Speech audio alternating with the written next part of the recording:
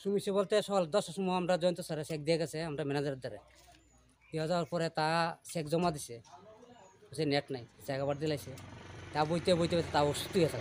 অসুস্থ যাওয়ার পরে আমরা নিয়ে নিজে নেতার বাইর দিয়েছি আমতুলি, তা কইছে আমি তোমরা বউ বইয়ে দেখো নেট যাইয়ে আবার আমরা আইন আইনে বাঙ্গাই তুলে দিই, আমরা লেবার হয়ে পাই মনে দুই ব্যাংকে বলে নেটই নেই।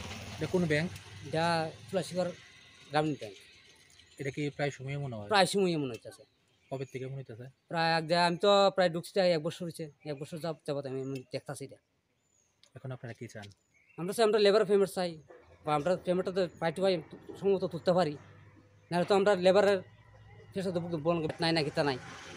ব্যাংকের কর্মকর্তারা জানাইছেন না এইভাবে যে দিনের পর দিন নেটের এই সমস্যা হইতেছে, আপনারা এরা কয় এটা আমরা কিতা করবো?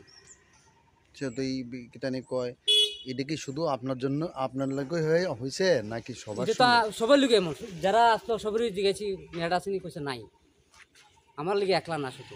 মানে আপনারা এখন হয়রানির শিকার হইতেছেন? হয়রানি শিকার আমরা লেবার, তো আমরা কোনো সময় ফিরতে পারে সপ্তাহে টুটি পেমেন্ট না পেলে তো লেবার শিখতে যাবো। ঠিক আছে।